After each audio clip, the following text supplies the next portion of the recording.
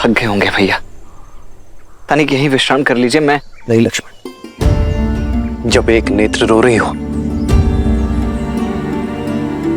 तो दूसरी विश्राम कैसे कर सकती है? मेरी सीता वहां पीड़ा में होगी, मुझे विश्राम करने की कोई आवश्यकता नहीं है। हमें शीघ्र ही माता शबरी तक पहुंचना होगा। आओ लक्ष्मण।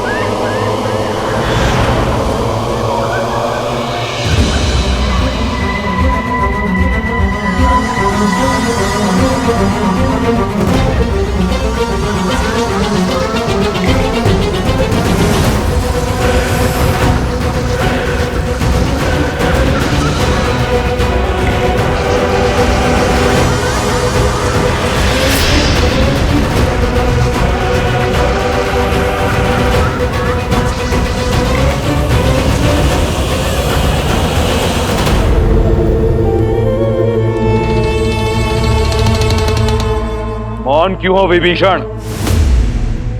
आज मेरे किस निर्णय ने धर्म का वध कैसे किया, बताओगे नहीं? भैया, सत्य कहूं तो आपका एक कर्म भी अधर्म है और कर्म का कारण भी। भैया, सब कुछ तो है आपके पास, शक्ति, सुख, समृद्धि, मेघनाथ जैसा आज्ञाकारी पुत्र, पतिव्रता पत्नी। भूमिका मत बांधो, सीधा सीधा विषय पर आओ। भैया, स्त्री चाहे शत्रुकुल की ही क्यों ना हो, वो सम्मान की अधिकारिणी है और स्त्री का हरण अधर्म है, पाप है। भैया, आप देवी सीता को लंका में लेकर नहीं आए, बल्कि विनाश का बीज बोया है आपने अशोक वाटिका में। किसी की हाय नहीं लेनी चाहिए, मेरा परामर्श मानिए। प्रश्न समूचे राक्षस साम्राज्य का है।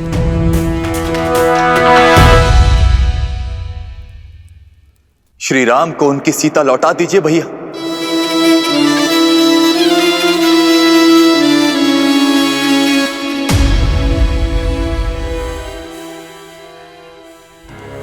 क्या आप सबका भी यही विचार है?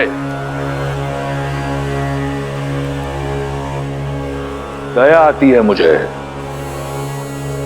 कि राक्षसों की सोच इतनी छोटी है। विभीषण, तुमने सबसे अधिक समय मेरे साथ बिताया है, परंतु फिर भी तुम मुझे समझ नहीं पाए।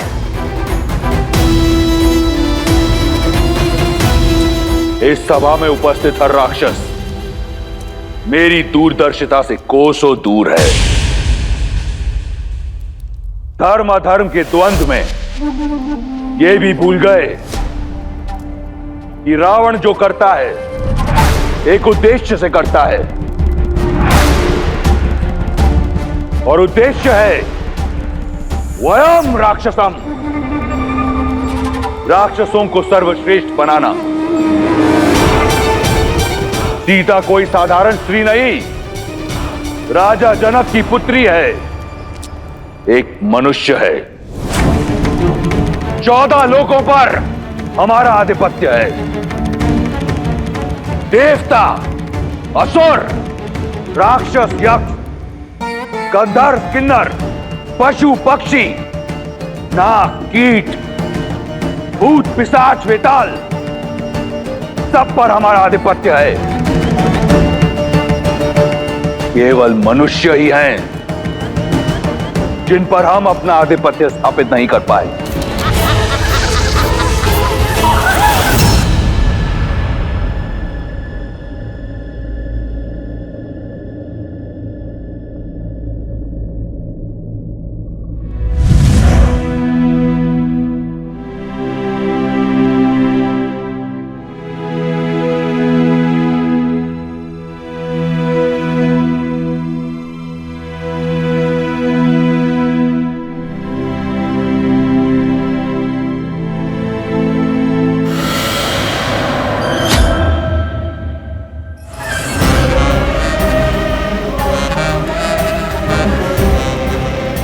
डरो मत, त्रिजटा तुम्हें मारने नहीं आई है। मैं तो सिर्फ ये देखने आई थी कि विधाता ने तुम्हें कैसे गढ़ा है। जिस लंकेश से विवाह करने के लिए तीनों लोक की सुंदरियां मरती हैं, उनका प्रस्ताव ठुकरा दिया तुमने। भला ऐसा कैसा साहस छिपा है इस कोमल काया में? अब मैं तुझे बताऊं मेरे अंदर क्या छिपा है। एक नरभक्षी।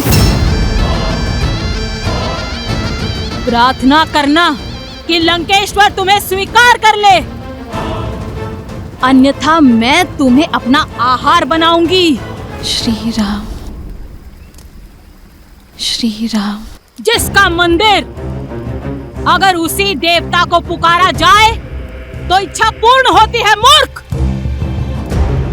लंका का देव केवल दशानन है। अब तुम्हें केवल वही बचा सकते हैं। इसलिए राम का नाम भूलकर रावण के नाम का जप करना प्रारंभ करो।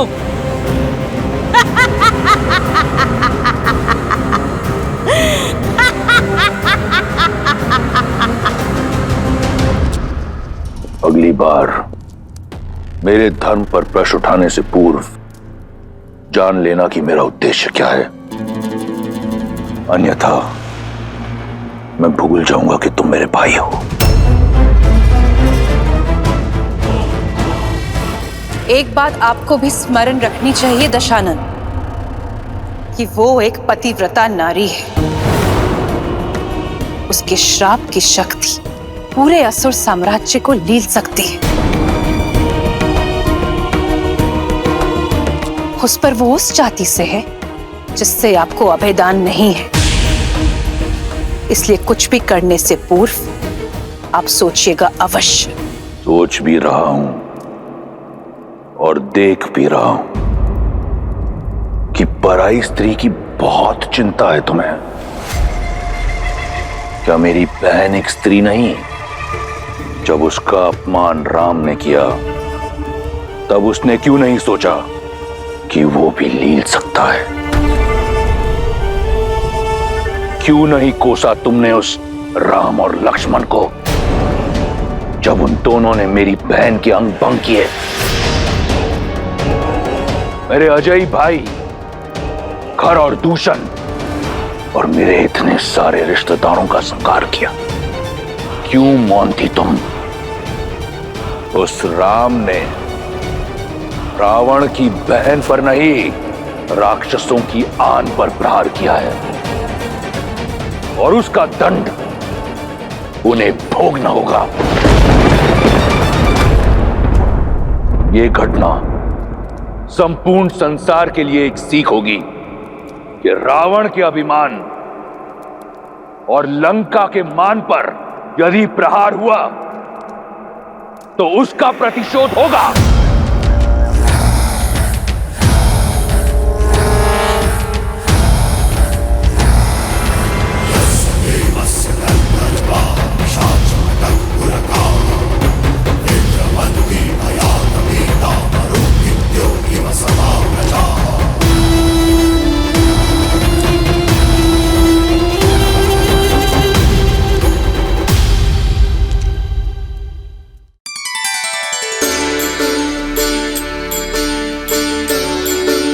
राम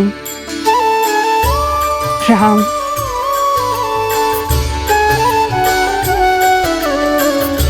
राम। भज मन राम नाम सुखदाई, भज मन राम नाम सुखदाई।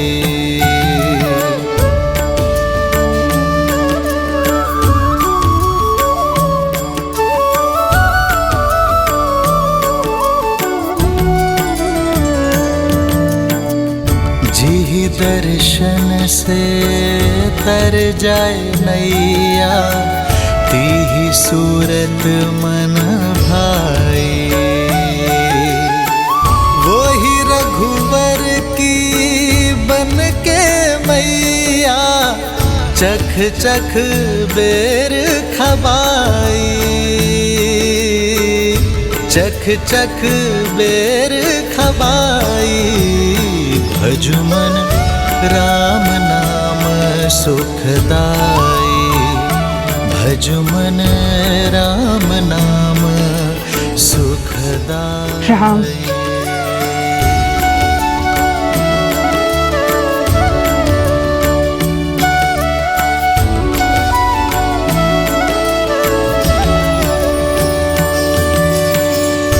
मात प्रेम से बड़ा नहीं कछु, धन्य हो शबरी माई। राम नाम जो कोई सेवत, सदा रहत सुखदाई। भजु मन राम नाम सुखदाई।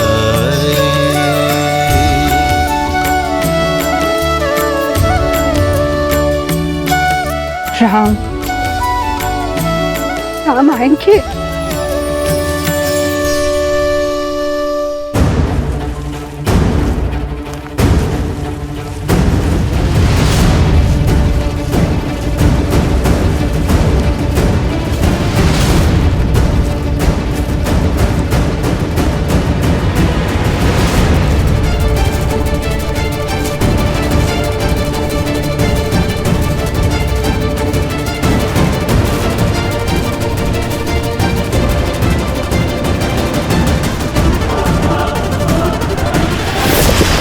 लक्ष्मण,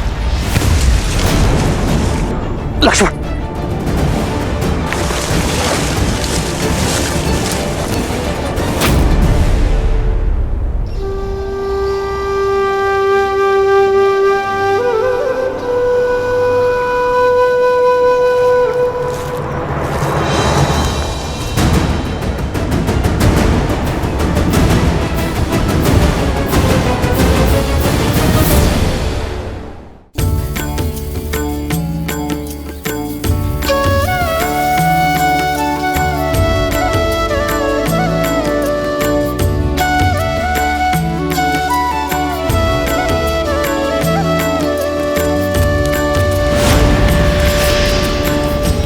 ये क्या? ये तो मैंने मेरे राम के लिए बिछाए थे। कौन है ये वनवासी जो वन मार्ग में पुष्प बिछाए बैठी है? मति भंग हो गई है इसकी। वर्षों से किसी राम की राह में पल के बिछाए प्रतीक्षा करते करते बुढ़ी हो गई है।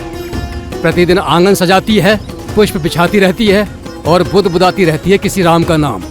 कोई नहीं आएगा बुढ़ी माँ, अपने भगवान को याद करो और मुक्ति पालो। मेरे राम आएंगे, देखना।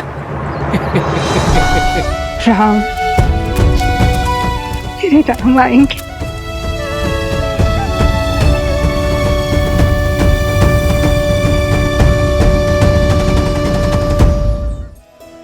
प्रेम का असली आनंद तो प्रतीक्षा में है देवी।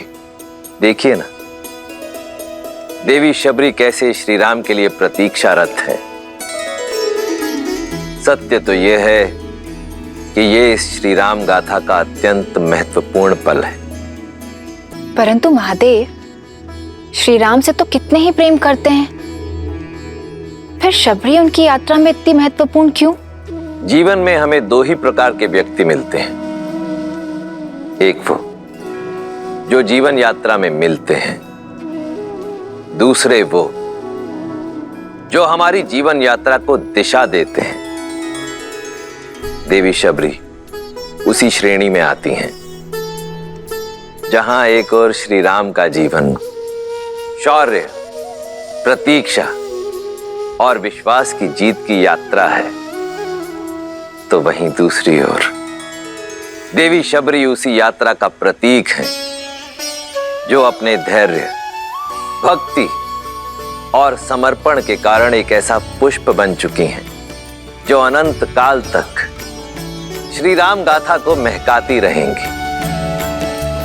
देवी, सत्य तो यह है कि देवी शबरी के चरित्र में से यदि कोई एक भी गुण कोई मनुष्य अपने चरित्र में समाहित कर ले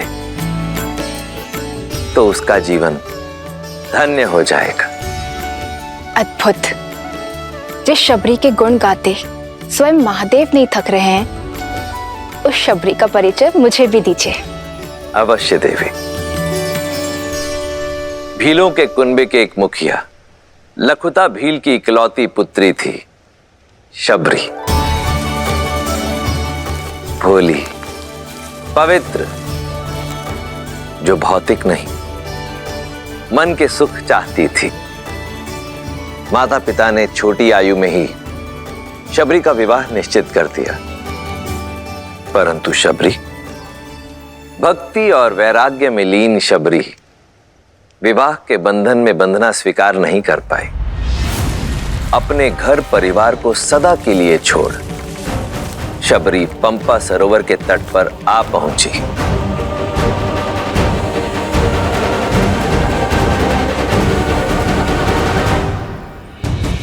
जहां नियति ने उनकी भेंट महान ऋषि मतंग से करवाई,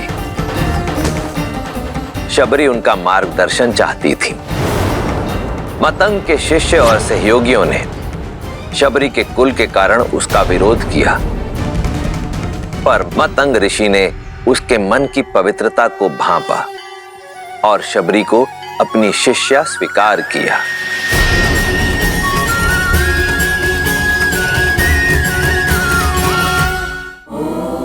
फिर ऋषि मतंग के सानिध्य से आरंभ हुई शबरी की आध्यात्मिक यात्रा, परंतु हर मनुष्य को समय पूरा होने के बाद जाना पड़ता है। ऋषि मतंग के जाने का भी समय आया। इस नश्वर देह का इस संसार में समय पूरा हुआ शबरी। इंद्रदेव मुझे ब्रह्मलोक ले जाने के लिए आए हैं। तुम्हारी सेवा और समर्पण से मैं प्रसन्न हूं। मैं तुम्हें ब्रह्म विद्या सिखाकर अपने साथ ब्रह्मलोक ले जाना चाहता हूं। आचार्य, आपने मुझे इस योग्य समझा। मैं धन्य हुई, किंतु मुझे खेद है कि मैं आपका यह प्रस्ताव स्वीकार नहीं कर सकती। गुरु की भेंट को ठुकराने का कारण? आचार्य, ये मेरा सौभाग्य था कि मुझे आपका आशीष मिला, किंतु मेरे जैसे ऐसी कई वनवासी स्त्रियां हैं जिन्हें ना तो ज्ञान का सानिध्य मिला, ना ही उसे अर्जित करने का कोई माध्यम, और मैं उनके लिए कुछ करना चाहती हूँ। यदि मुक्ति और मोक्ष ही ज्ञान उपलब्धि का माध्यम है, तो मुझे वो ज्ञान और मोक्ष का मार्ग दिखाएं जो किसी जात पात, ज्ञान अज्ञान से परे उठकर किसी को मोक्ष दिला दे। आज अंतिम बार मेरा मार्गदर्शन कीजिए आचार्य। मुक्ति के लिए, भगवान को पाने के लिए भक्ति से सुगम कोई अन्य मार्ग नहीं है। यहीं पंपा सरोवर के तट पर कुटिया बनाओ। नारायण जब राम के नाम से मानव अवतार लेंगे, तब तुम्हें खोजते हुए स्वयं तुम्हारी कुटिया में पधारेंगे शबरी। उस दिन से लेकर प्रतिदिन शबरी पूरे धैर्य से अपने श्री राम की बाट जो रही है।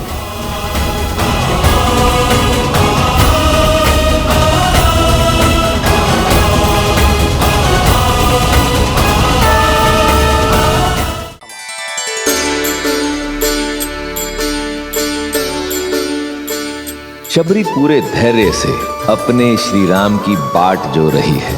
हर दिन उठकर श्री राम के स्वागत की तैयारी करती है। पुष्प फल क्या कुछ नहीं बटोरती। शबरी का जीवन भक्ति की पराकाष्ठा है, प्रेम, धैर्य और समर्पण की सीख है।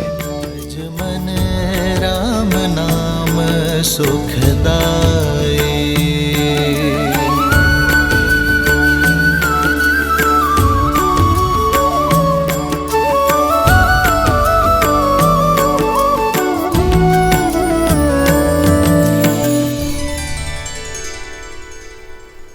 भैया ये तो पंपा सरोवर प्रतीत होता है। अर्थात अंततः हम अपने गंतव्य तक पहुंच ही गए। हाँ लक्ष्मण, हमें माता शबरी को ढूंढना है। वही हमें आगे का मार्ग दिखाएंगी। आओ।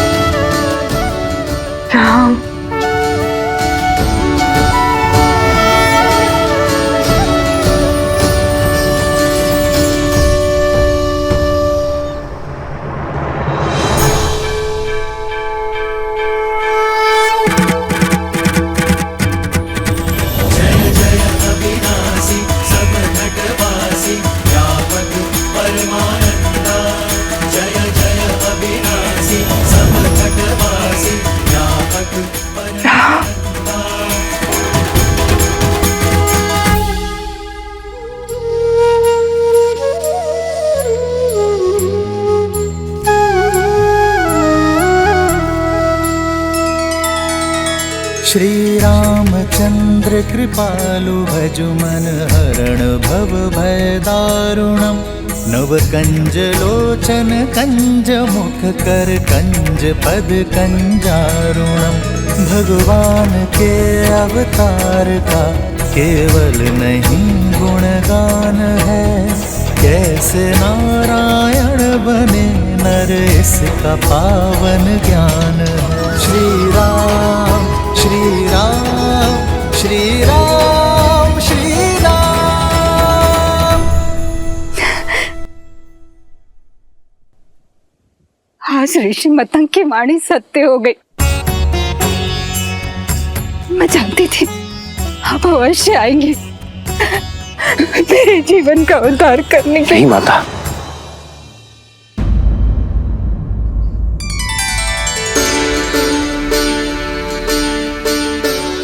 आप मेरे लिए माता समान हैं और मां पुत्रों के पग नहीं छूती, वो उन्हें आशीष देती है। माता, आपने मुझे माता कहा। जो बरसों अपने पुत्र की प्रतीक्षा करे, जो उसके सत्कार के लिए सदैव तत्पर हो, उसे माता नहीं तो क्या कहूं माता।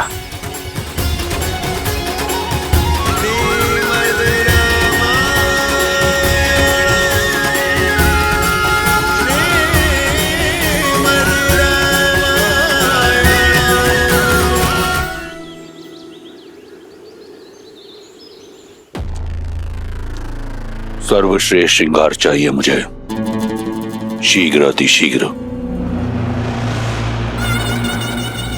मैं सीता को अपना बनाने के लिए अति उत्सुक हूं।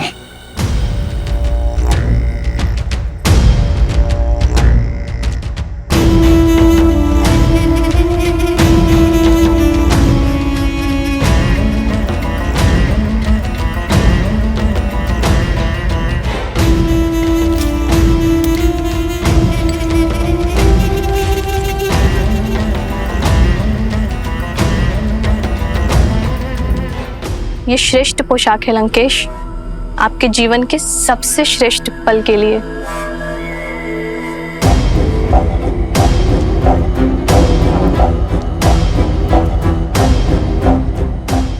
लंकेश्वर सज है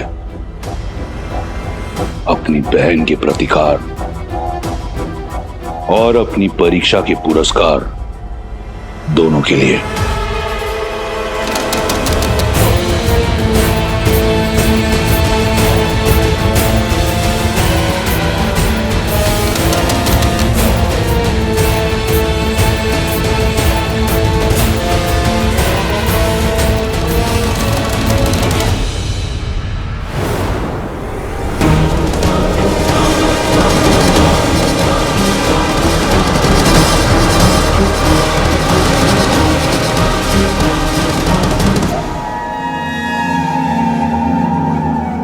वयम राक्षसम त्रिजटा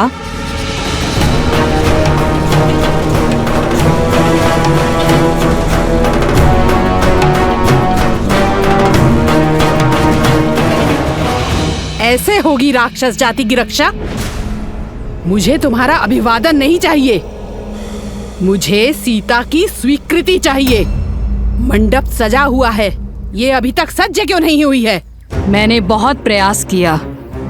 अत्यंत हठी है ये, न भयभीत होती है और न प्रश्न का उत्तर देती है, एक चट्टान की तरह अटल है। रूपवती हो, कदाचित इसीलिए अब तक जीवित हो, अन्यथा लंकेश को प्रतीक्षा कराने का दंड मृत्यु होता है। चलो सज्ज हो जाओ। एक पतिव्रता केवल अपने पति के नाम के वस्त्र पहनती है। मेरा श्रृंगार, मेरा आभूषण, मेरे राम का प्रेम है। स्वर्ण लंका की महारानी बनने का स्वर्णिम अवसर मिल रहा है, मूर्ख। जिसे तुम स्वर्णिम अवसर कह रही हो, वो मेरे लिए दुर्भाग्य का निमंत्रण है। कह दो अपने लंकेश से, जिस सीता को वो पाना चाहते हैं वो केवल श्री राम की है। मूर्ख स्त्री, तो बातों से नहीं बल से ही मानेगी।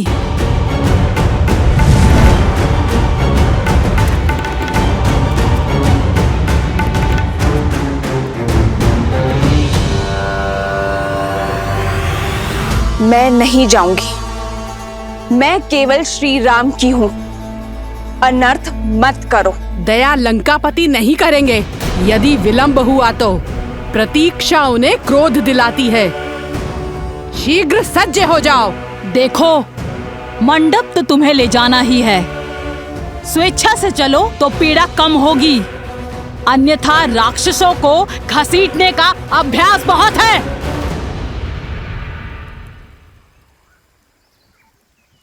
श्री राम, श्री राम। त्रिजटा, इसका दंभ तोड़ने में मेरी सहायता करो। श्री राम, श्री राम, श्री राम, श्री राम, श्री राम, श्री राम।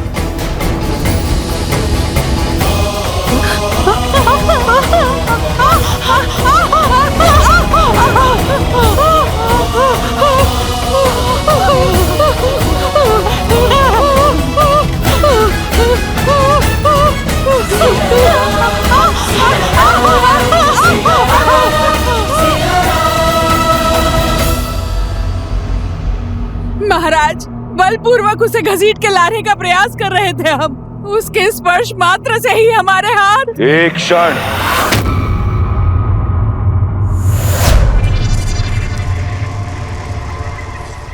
पुनः कहो, क्या किया तुमने?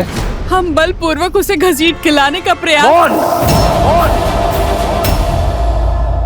अपमान किया है तुमने, अपमान किया है तुमने लंका की भावी महारानी का।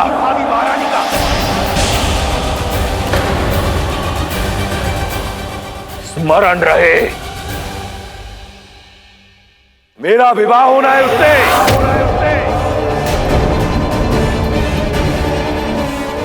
लंका की होने वाली महारानी को पशुओं की भांति घसीटा तुमने।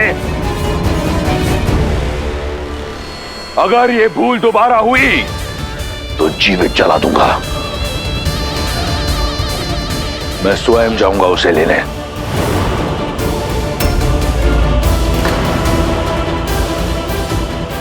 ये एक वर का कर्तव्य भी है और धर्म भी। सावधान लंकेश। बुद्धिमान व्यक्ति संकटों को पहचान कर भविष्य का निर्णय लेता है। एक पतिव्रता स्त्री की पवित्रता को मत ललकारिए।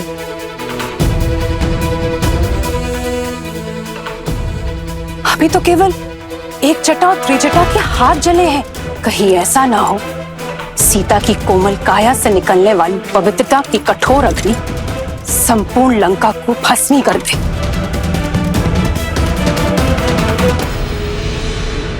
अभी भी समय है, सीता लौटा दीजिए राम को। भैया, मंदोदरी भाभी उचित कह रही। हमें श्री राम को उनकी सीता। मौन!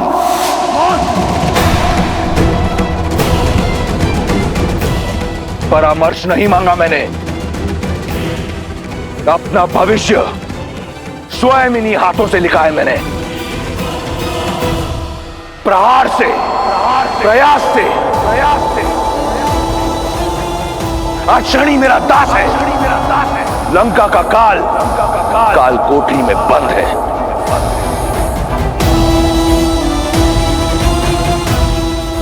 और अपनी भाग्य रेखा में मैं सीता को स्वयं लिख चुका हूं।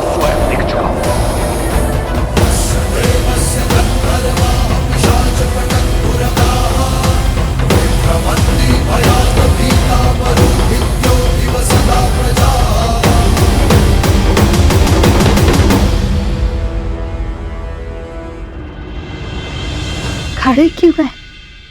थक कर आए होंगे ना। चलिए अंदर आकर मेरी कुटिया में विश्राम कीजिए। मेरी प्रतीक्षा का अंधकार आपके आगमन के दीपक से मिट जाएगा। आइए। अवश्य माता। आओ लक्ष्मी।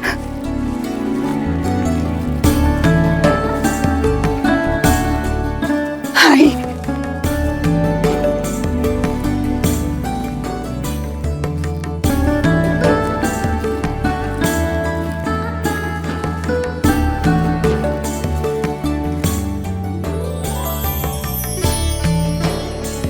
ऐसी रंगोली मैंने आज तक नहीं देखी माता। इसमें आपकी भक्ति का ही तो रंग है राम। आइए आइए बैठिए।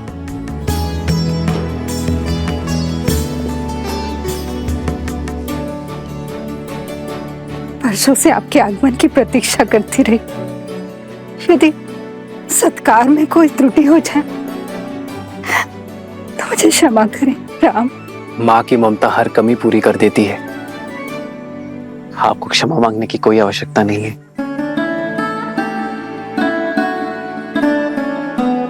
आप दोनों थक गए होंगे ना और भूख भी लगी होगी ना।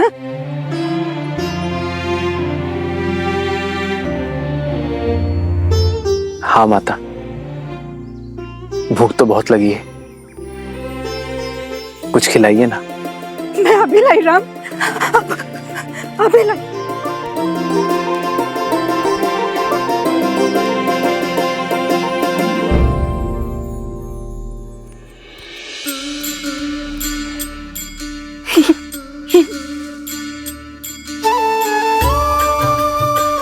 ये खाइए राम। मैंने स्वयं एक एक पेड़ चक्कर देखा है और ये बहुत मीठे हैं।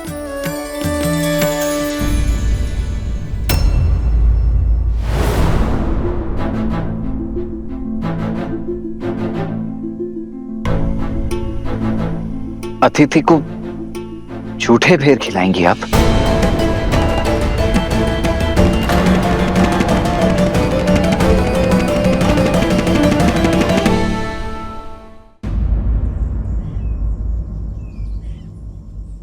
वो सारे भेर मीठे नहीं होते ना। इसलिए स्वयं सारी बेर चख कर देख रही हूँ कि जो भी मीठे होंगे वही प्रभु राम को अर्पित करूंगी। और मैं वनवासी स्त्री हूँ, राजाओं के सत्कार का नियम नहीं जानती। कहीं कोई त्रुटि हो गई है इसलिए नहीं खा रहे ना? ना खाने के पीछे का कारण कुछ और है। एक माता अपने शिशु की गुटी स्वयं चखती है कि कहीं वो कड़वी तो नहीं, और फिर मधु मिलाकर अपने शिशु को अपनी उंगली से चटाती है। एक मां दूध गर्म है या नहीं ये स्वयं चखती है और फिर अपने शिशु को पिलाती है। मां तो वो है जो अपने पुत्र के सुख के लिए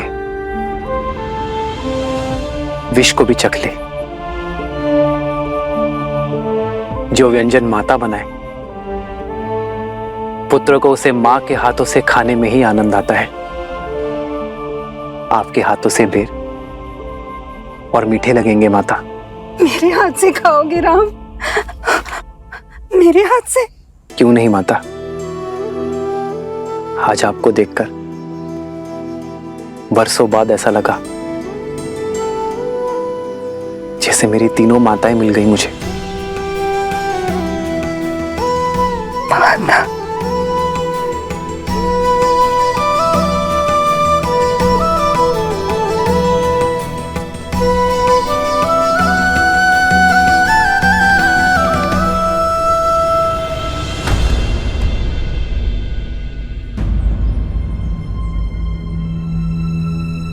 क्या हुआ माता, आप रुक क्यों गई?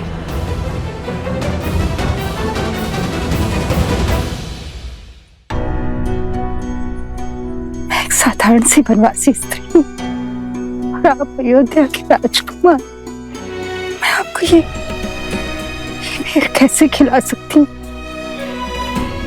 गुरुदेव मदन के आश्रम में मुझे ज्ञान तो मिला, किंतु अपने कुल के कारण स्वीकृति, और इसीलिए मुझे ऋषिमुख पर्वत छोड़ यहाँ आना पड़ा, एकाकी जीवन बिताना पड़ा। यदि आपको छुआ तो आप कहीं मलिन न हो जाए। एक माता तो अपने शिशु को काजल का टीका लगाती है लोगों की मलिन दृष्टि से बचाने के लिए। भला उस माता के छूने से पुत्र मलिन कैसे होगा? प्रेम तो पारस है जो मलिन को भी पवित्र बना दे।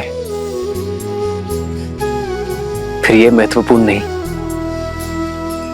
कि कौन किस रूप में, किस घर में, किस कुल में जन्मा है। महत्व तो कर्मों का है माता। तो अपने ही पुत्र को अपने हाथों से खिलाने में कैसी झिझक माता? खिलाइए ना।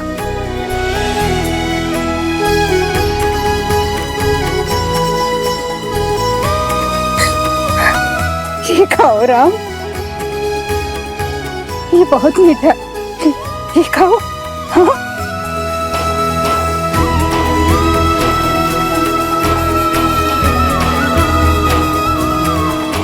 सच में माता, ये तो अमृत सा मीठा है।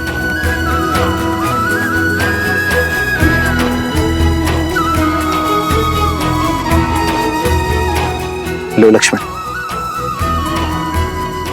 माता के हाथ का प्रेम और स्वाद है इसमें, खाओ।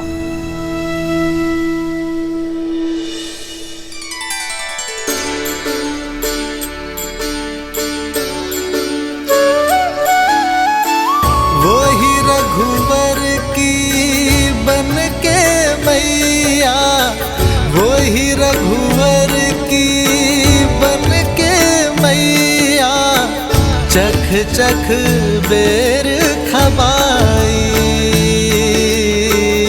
चख चख बेर खबाई।